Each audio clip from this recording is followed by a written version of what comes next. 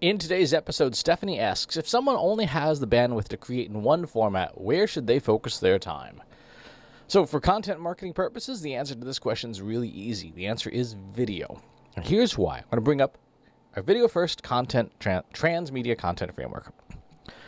One video is the richest format. It contains moving images, it contains still images, it contains audio, and from that, we can turn that into many, many pieces of content. It's much harder to turn other pieces of content into video than it is to turn video into other pieces of content, because it is the most dense. I mean, you know this if you've ever worked with video files. They're huge, huge files.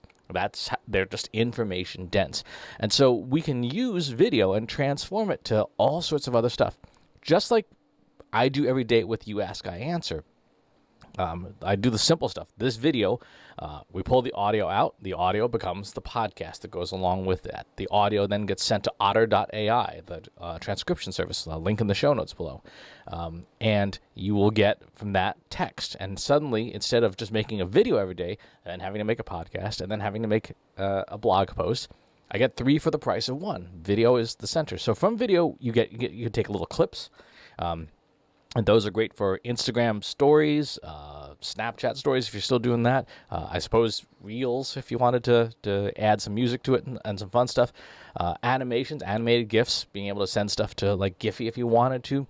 From the audio, like I said, you get the podcast, you can get a transcript out of it, and that transcript can be content. Then you can clean it up and turn it into blog posts, ebooks, white papers, newsletters, anything like that. You could put together an entire set of transcripts as a book, effectively.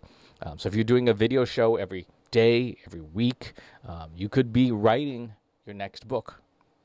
From the video, you can also take still images, right? Screen captures. Those become things like Instagram content. You can put them up on Flickr, 500 pixels, Pixiv, all these different image sharing sites depending on the industry you're in. And of course, the video itself, the native video, you can load that to YouTube. Obviously, is the number one choice because of it's functionally just a giant search engine. LinkedIn, if you're in the B2B side, you should be loading your videos natively to LinkedIn. Facebook, Twitter, depending on the length. You can load your videos into systems like Webinar Ninja or GoToWebinar or any service that supports pre-recorded videos. And then, depending on the type of videos you have, you could put together an entire webinar. But even if you didn't, just by having those videos on say, YouTube, you can then go into your YouTube analytics, look at them and say, okay, which of my 250 videos I do a year, which are the top 10? What are the top 10 topics that are just getting the views over time, like consistently racking up views? Guess what? That tells you it's time to do a webinar on those things. Or it's time to do something virtual or a live stream or something like that. But whatever it is, that helps you understand, this is a topic that is hot, and that can webinar. If the webinar does well, it can become a conference talk. There's not much of a difference these days because pandemic. But for events like Content Marketing World, for example, you might want to look at your video catalog and say, what's done really well? What's done so well that I could turn this into a session that people would actually want to see? And if the idea continues to grow and grow and grow, that could become a keynote.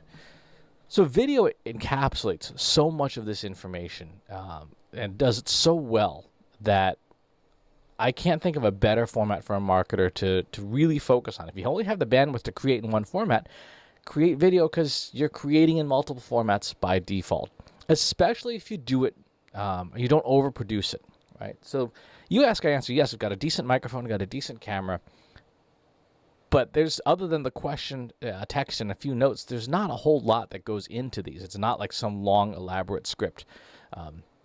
It literally is just answering questions. And it's not overproduced. Once I'm done with this video, it goes into Camtasia. Camtasia renders it and right up to YouTube.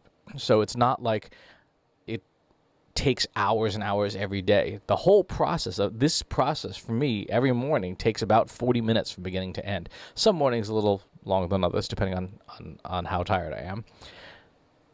But you can be doing the same thing, right? You can borrow, the idea of You Ask, I Answer comes from Marcus Sheridan, from his book, They Ask, You Answer. And you can do the same thing for your industry, or the same thing for all the questions that people are asking you. Go into your customer service inbox, go to your social media channels, start pulling out and restoring every single question that comes in, and answer them. You don't necessarily have to title it as, on the nose as you ask and answer. But you absolutely can just spend time answering people's questions, doing it either by yourself or with partners or customers, but just do lots and lots of video. Another thing you can do is for video, if you want to create a lot of it, but you don't necessarily want to do it as a regular process every day, is do subject matter expert interviews. Inside your company, outside your company. If you can grab 45 minutes of questions that you have for an expert, you ask them their questions, then you take that video, slice it up, maybe in 5-minute chunks, right? And that's going to give you 9 videos. That's a lot of content. It could be 9 weeks if you want to do a weekly series. It could be do 9 days, almost 2 weeks, 2 business weeks of content for weekdays. But then again, take that video and splice into all these different pieces, and instead of creating one piece of content or one social post, you're going to create a tremendous amount of assets from one core asset. So if you've only got time to focus on a format, do it with video. You don't have to spend a lot of money. This device, if your phone is less than 2 years old, the likelihood that the camera on it is good enough to do high quality video is pretty good. More importantly, you'll probably need to get something for better audio, because the audio on these is just terrible. But this is a good enough camera. Even if it's a little bit more work. If you don't have video editing software, you should get some. There are a number of free open source packages as well as the paid ones out there. OpenShot, I believe, or OpenCut, or Shotcut is one.